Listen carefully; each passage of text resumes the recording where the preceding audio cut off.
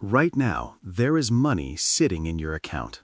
Maybe $5,000, maybe $18,000, maybe even more. And you already know what you should do with it. You should invest it.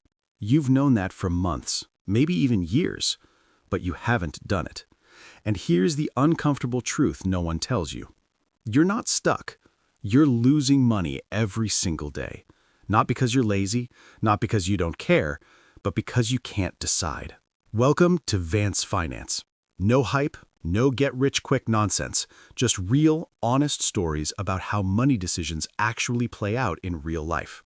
And today, we're talking about something that quietly destroys more wealth than bad investments ever will: financial overthinking. And by the end of this video, you're going to see exactly how much it's costing you. I want you to picture two people. Same age, 26 years old, same job, same salary, same life. But there's one difference. One of them thinks, the other one acts. Fast forward 10 years. The thinker still has money sitting in their account. Maybe a little more, but nothing life-changing. The doer has built nearly $200,000. Same income, same starting point. So what created that gap? Not intelligence, not luck, just one thing: overthinking. And it doesn't happen all at once. It happens in stages, and almost everyone watching this right now is stuck in one of them. Stage 1 is where it all begins. You decide you want to fix your finances. You want to invest. You want to do better. So you start researching. You watch one video, then another, then 5 more. You open Reddit, you read articles, you compare opinions, and before you even realize it, you've spent weeks learning, but you still haven't taken a single action. No account opened, no money invested, nothing has changed. And the dangerous part is, it feels productive. It feels like you're getting closer, like you're preparing, like you're being responsible. But you're not actually moving forward. You're just delaying the decision. And that delay has a real cost. If you wait just 6 months before you start investing, that delay alone can cost you around $28,000 by the time you retire. That's not just a number. That's a car. That's years of rent, lost simply because you didn't start. And if you somehow move past that stage, you walk straight into the next trap. Stage 2 is the comparison trap. Now you're ready to start. You've decided you want to invest, but now you need to choose how. So you start comparing everything: platforms, fees, funds, features. You open spreadsheets, you analyze every tiny detail. You spend hours trying to make the perfect decision. But here's the truth: the differences you're stressing over are almost meaningless. The difference between 0% and 0.03% fees on a small portfolio is barely anything, maybe $1 or $2 a year. That's it. But you've spent dozens of hours thinking about it. It feels like you're being smart. It feels like you're doing your homework. But in reality, you're just avoiding the decision again. There's a point where research stops helping and starts hurting, and most people cross that point very early. And even if you finally make a decision, there's one last stage that traps almost everyone. Stage 3 is waiting for the perfect moment. Everything is ready, you've done the research, you've picked the platform, you have the money, and then you wait. You wait because the market feels uncertain, because the news sounds negative, because you think maybe there's a better time coming.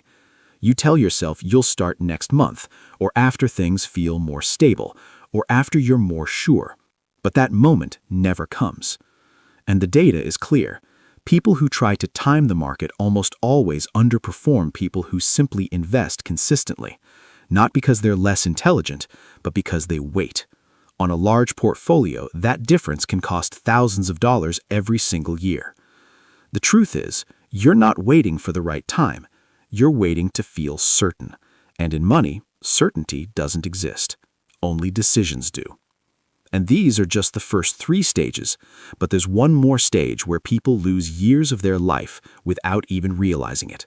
So, before we get there, tell me this: which stage are you in right now?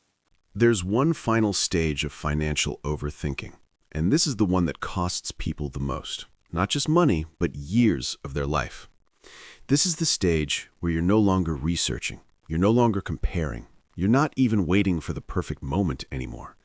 You've simply stopped. You tell yourself you'll figure it out someday, that you'll get serious about money later, when life slows down, when things feel more stable, when you have more time. But days turn into months, months turn into years, and nothing changes. Your income might increase, your responsibilities grow, life keeps moving forward, but your money stays stuck.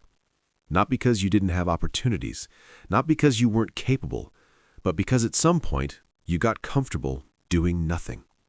And this is the most dangerous place to be, because now it doesn't feel like a problem anymore. It just feels normal. You see other people building wealth, investing, growing, and you tell yourself they probably know something you don't. But they don't. They just started.